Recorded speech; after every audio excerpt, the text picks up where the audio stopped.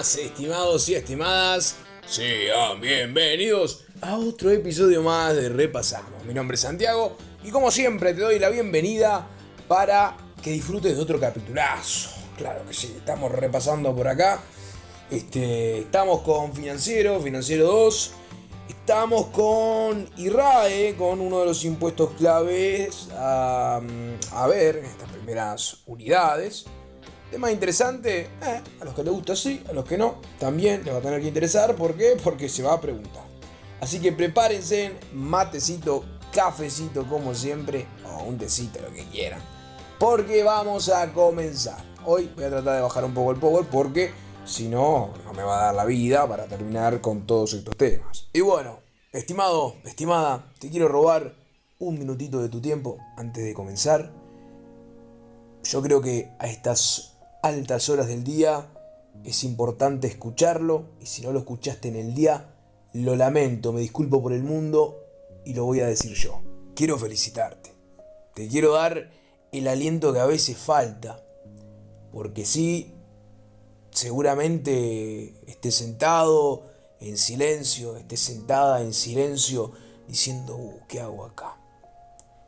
Quiero darte la noción y decirte, mirá dónde estás, mirá en qué punto estás de la carrera.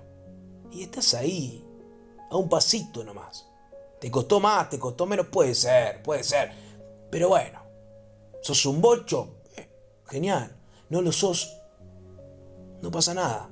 Porque lo que importa al final del día es el esfuerzo que le pones, el esfuerzo que le estás poniendo, porque estás exprimiendo todas las posibilidades, todas las opciones para ser un mejor profesional.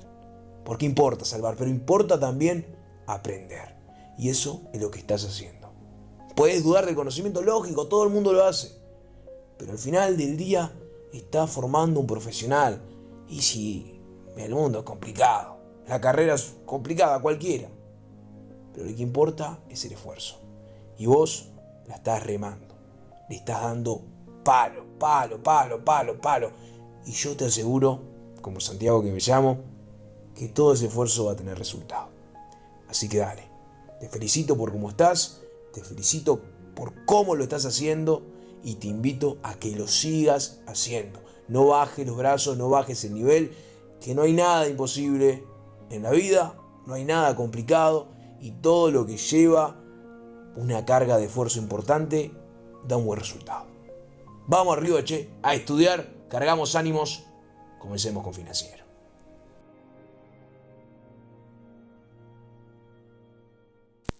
Muy bien, mi gente, previously repasamos, estuvimos viendo el primer pantallazo, el primer vistazo en cuanto al IRAE. Ya sabemos ese impuesto que apunta o agrava a las empresas o a lo que se produce, la cosa esta que ingresa, ¿cómo es que se llama, La renta, ahí va, la renta, la renta que se puede producir por aquellas empresas que tienen residencia acá y los que no las tienen, pero sí tienen el establecimiento permanente, cosa que ya mencionamos que es.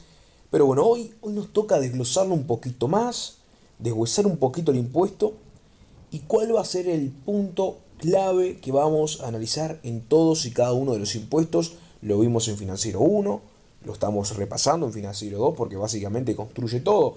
Y bueno, este elemento o este punto es el hecho generador. Es decir, en cada impuesto sabemos que es necesario de un hecho generador. ¿Para qué? Pues para que este se construya.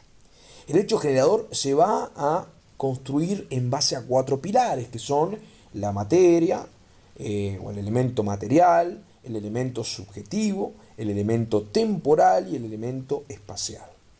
Bien, son 4. Material, subjetivo, temporal y espacial. Es decir, todos estos elementos van a formular un impuesto, en este caso el IRAE. Bien, vamos ahora a ir poco a poco, medio que conversando un poquito de cada uno de ellos para que te vayas haciendo un poco de idea. Comencemos por el elemento subjetivo. Cuando hablamos del elemento subjetivo referimos no a la subjetividad, sino a el sujeto en sí mismo. Es decir, no a lo que puede ser objetivo y subjetivo, sino al sujeto concretamente. Es decir, ¿quién va a ser contribuyente del IRAE? Ya dijimos que es un impuesto que agrava las rentas empresariales, así que anda haciéndote un poco de idea. Es decir, no va a extenderse a nada raro porque, aunque te cueste creerlo, lo tenés un poquito internalizado ya, porque vivís en sociedad y te vas a ir dando cuenta poco a poco. Valga la redundancia, sociedad, sí, las sociedades van a ser contribuyentes, empresas, sociedades. Estas sociedades pueden ser comerciales y pueden ser sociedades civiles, por ejemplo. Ya sabemos que las sociedades civiles, según el Código Civil, se caracterizan porque, aunque pueden tener un fin de lucro, normalmente no, el Código Civil no le da una personería jurídica. Entonces lo importante acá que es que el contribuyente sea sociedad, puede tener personería jurídica o no. Es decir, las sociedades comerciales, por ejemplo, sí tienen personería jurídica, mientras que las civiles no la tienen. Ahora, ¿una persona física puede ser contribuyente de IRAE? Sí, claro que sí, el propietario de la empresa. El propietario de la empresa puede ser contribuyente de IRAE, no pagaría IRPF, pero puede ser contribuyente de IRAE tranquilamente. Las asociaciones agrarias, claro que sí, porque estamos hablando de, valga la redundancia, una asociación agraria, una sociedad agraria, sabemos que son personas jurídicas, porque sí, estas tienen personería jurídica, que al fin y al cabo, a ciencia cierta, es una sociedad más, cuando hablamos de sociedades agrarias, y cuando hablamos de asociaciones, vemos más o menos lo mismo. Ya habría que entrar en materia agraria, que hay videos en el canal sobre este tema, pero la diferencia entre estas es la forma de constitución, una que tiende a ser como la otra sociedad, es decir, en base a una convención que pudiera ser el contrato, no vamos a entrar por ahí, pero importante que te quedes, asociaciones y sociedades agrarias pueden ser contribuyentes de IRAE, como lo pueden ser las personas físicas, como lo pueden ser las sociedades con personería jurídica y sin personería jurídica, es decir, las comerciales como las civiles.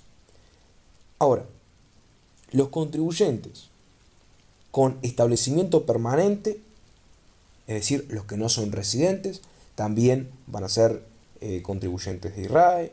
Tenemos también a los entes autónomos y a los servicios descentralizados de dominios comerciales e industriales, por ejemplo, UTE, OCE, Antel, el Correo. Estos también van a ser contribuyentes de IRAE.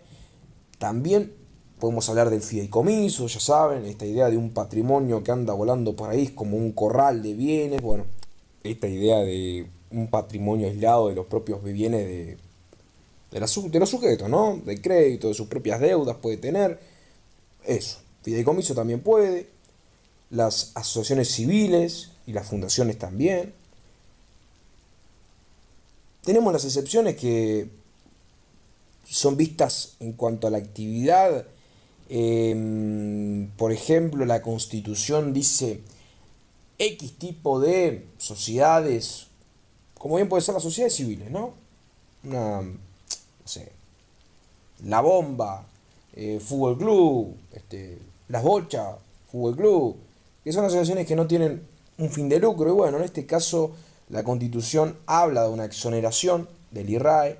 Ahora vamos a hablar de esta exoneración un poquito más adelante, que tiene unas particularidades en cuanto a los integrantes de la sociedad.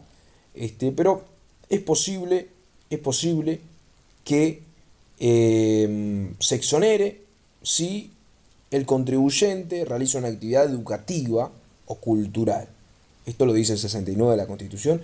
Ahora sí me remito te remito a la lectura del 69 de la Constitución, pero bueno, ahí ese artículo nos habla de las exoneraciones. Pues tenemos los que no, por ejemplo, ANDA, que serían asociaciones o fundaciones como de medio que de este tipo, que no son exoneradas, lógicamente.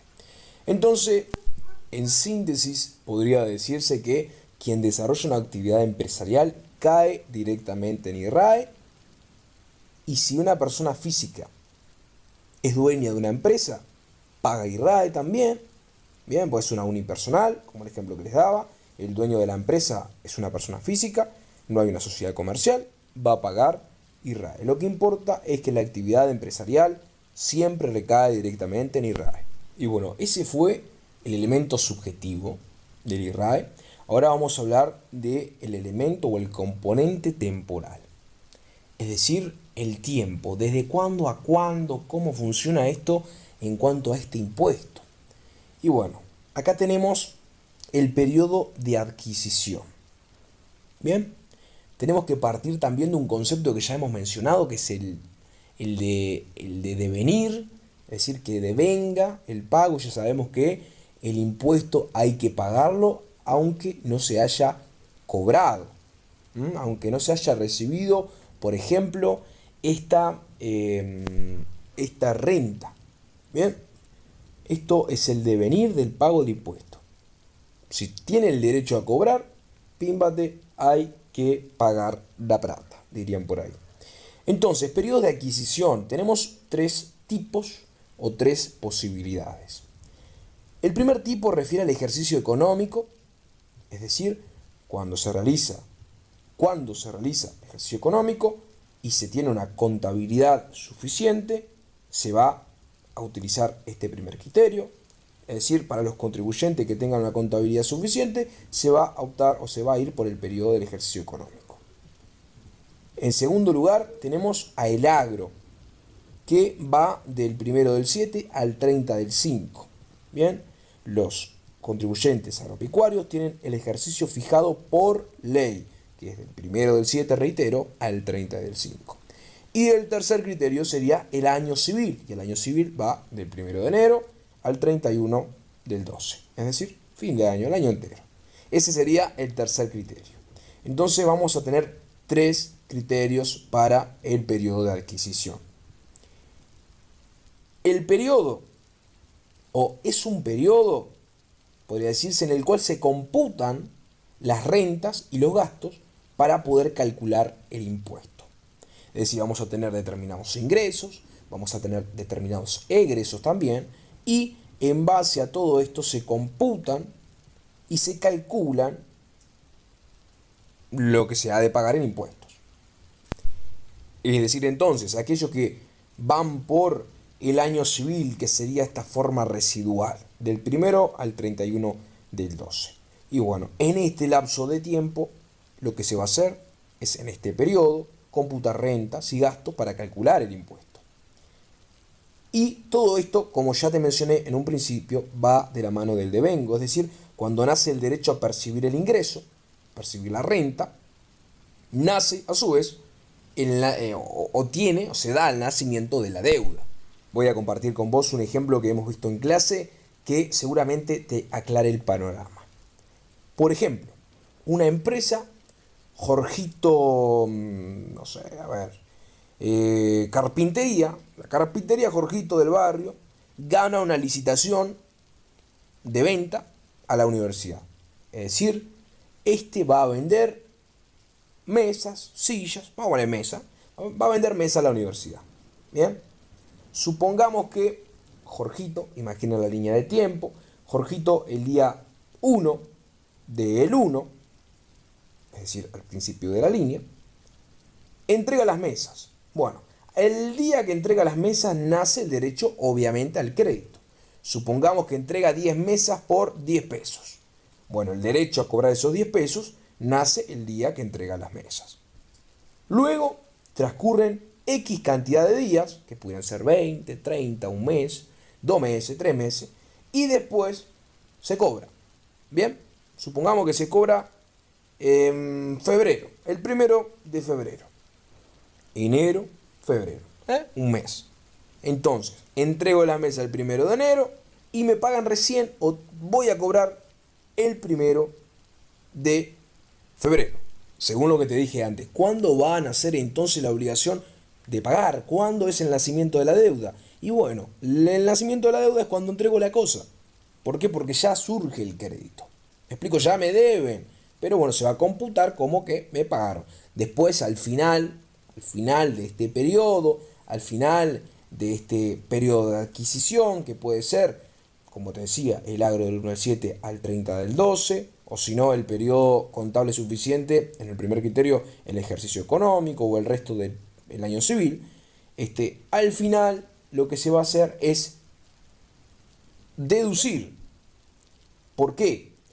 Porque recuerden, el impuesto, aunque no reciba el pago, es decir, el devenir, aunque no reciba el pago, tengo la obligación, aunque no reciba la renta, tengo la obligación de pagar el impuesto. Con palabras más lindas, con el solo nacimiento a percibir un ingreso, ahí ya se debe computar la renta. La renta es, obviamente, por definición, lo que la ley dice que es la renta. Recuerden que es la definición que más te iba a gustar en el año, eso te lo dije en el primer capítulo. Muchas veces se debe de computar la renta y le cobran el impuesto a esta persona, al dueño de la carpintería, antes de que cobre el valor de las mesas. Cuando decimos que los impuestos a la renta agravan la renta, es porque muchas veces hay que pagar la renta aunque no se haya cobrado. Bien, es decir, va a agravar el monto que voy a recibir aunque no la haya cobrado. Puede que incluso no la cobre nunca, porque la empresa, en el caso que la universidad, bueno, a lo mejor no, pero si yo le vendí una empresa, no sé, se vendió la empresa y no se paga. Ahí lógicamente pues vamos a ir a la responsabilidad civil o como quiera, pero al fin y al cabo puede darse. Con los gastos pasa lo mismo. Si el contribuyente tiene un gasto y no lo pago, podría decirse, puede deducirlo en el momento del que nace. No hay que esperar a pagarlo para restarlo a la base de cálculo. Recuerden que todo esto, las sumas, las sumas al patrimonio, lo que vamos a recibir en cuanto a rentas, los gastos, todo esto se va a calcular para después establecer el impuesto. Bien, el IRAE es un impuesto complejo. El IRAE, volvamos, saltamos hojita. El IRAE es un impuesto complejo. ¿En qué sentido? Te voy a explicar medianamente cómo funciona el IRAE. Antes de comenzar, hacemos un paréntesis acá. El artículo 31 del Código Tributario va a referir a los anticipos. Cierro paréntesis. Ahora sí, en el IRAE, el contribuyente va haciendo anticipos. Por eso era importante que vayas al 31 del tributario. ¿Por qué? Porque en el IRAE el contribuyente va haciendo anticipos. Esos anticipos son el resultado de un porcentaje del año anterior. Es decir, en cuanto lo que se pagó el año anterior, bueno, se va a tomar un porcentaje que ya está obviamente establecido, va a tomarse ese porcentaje y se va a decir, bueno, el contribuyente tiene que hacer anticipos de este valor. Mes a mes, el contribuyente va haciendo el cálculo y ahí va pagando mes a mes lo respectivo a DGI. Cuando llega el momento del pago de IRAE, lógicamente, lo que se va a hacer es tomar el valor de IRAE menos, es decir, se va a restar los anticipos que se haya pagado. Lo que va a hacer entonces el contribuyente es pagar el saldo restante. ¿Qué quiero decir con esto? Imagínalo así. Yo tengo que hacer anticipos de 5 pesos y el IRAE al final del año me quedaría en 20. Yo empiezo a hacer anticipos mensuales que y cubro 15 de los 20 que caería el IRAE. ¿Qué es lo que voy a pagar yo? Y bueno, en base a la resta del IRAE con los anticipos, son 5. Son 5 pesos lo que tengo que pagar. Ahora, ¿qué pasa si yo anticipo y al final la resta me da positiva? Es decir, a mi favor. ¿Y lo que va a pasar? ¿Me van a devolver la plata? Y no me van a devolver la plata.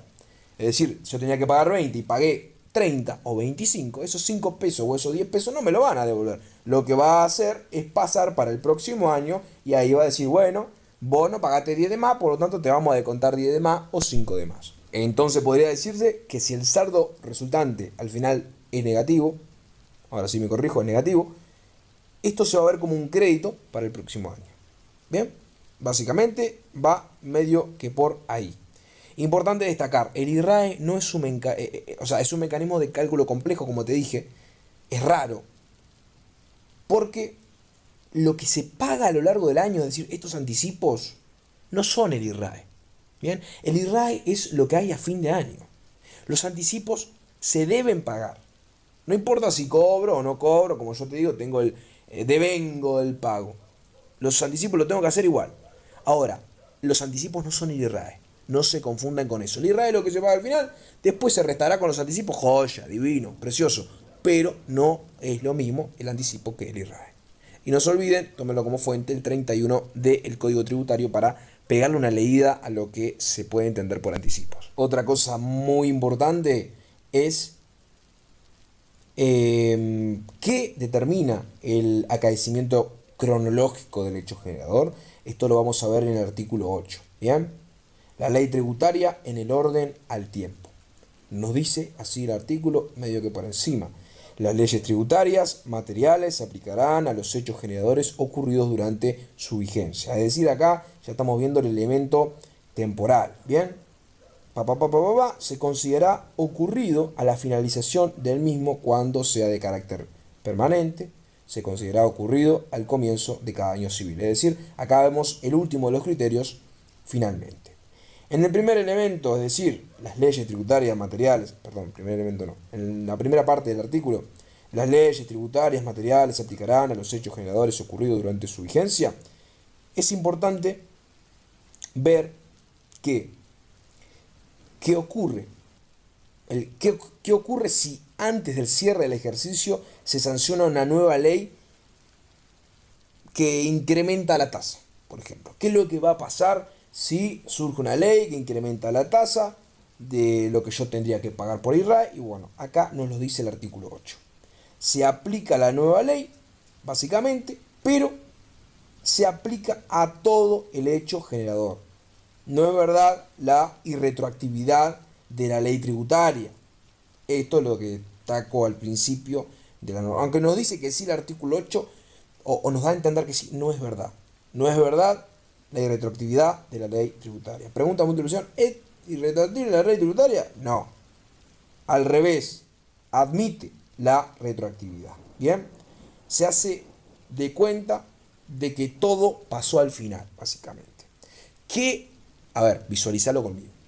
Estoy entregando estos adelantos, estos anticipos, mejor, me corrijo, estos anticipos, resulta que surge una ley por allá, por mediados de junio, que me dice que la tasa va a incrementar, que no sé qué, no sé cuánto, y bueno, ¿qué es lo que va a pasar acá?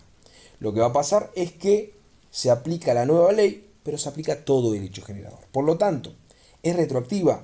Y sí, es retroactiva la ley tributaria, en este caso. ¿Bien? Admite la retroactividad. La admite, ¿por qué? Porque se va a pagar todo a fin de año. Y aunque yo haya hecho con la tasa anterior, es decir, aunque yo haya hecho los anticipos con la tasa anterior, supongamos que en junio se modifica la tasa y sigo tributando, pero esta vez con la tasa más elevada, lo que va a importar al final es que el IRRAE se va a calcular a fin de año y más allá, más acá, quien se queje, lo que va a pasar es eso. Se hace la cuenta a fin de año. Todo, como que todo hubiese pasado al final. Y bueno, mi gente, medio que en pocas palabras desglosamos los primeros dos aspectos. El aspecto temporal y el aspecto subjetivo del IRRAE. Nos queda el espacial y el material que los vamos a dejar para el próximo capítulo. Así que son 25 minutitos más o menos de sabor, desglosando estos elementos del hecho generador. Y bueno, espero que haya disfrutado de mi compañía como siempre. Continuamos en el próximo videito si te parece. Déjame tu like, seguime en todas las redes sociales que hay ahí debajo. En realidad son dos, TikTok e Instagram. Déjame tu apoyo para así seguir creando contenido. Espero que haya quedado todo claro. Cualquier cosa, sabes que como siempre está la caja de comentarios para dejar tus dudas. Como hay pocas dudas, supongo que soy un crack explicando, que en breve me recibo de docente. Y bueno, están todos entendiendo. Eso es importante y me gusta. Así que bueno, como te dije al principio, vamos arriba, a no bajar los brazos, a meterle duro, porque es lo que somos al final y lo que vamos a hacer. Buenos profesionales. Vamos a romperla, che.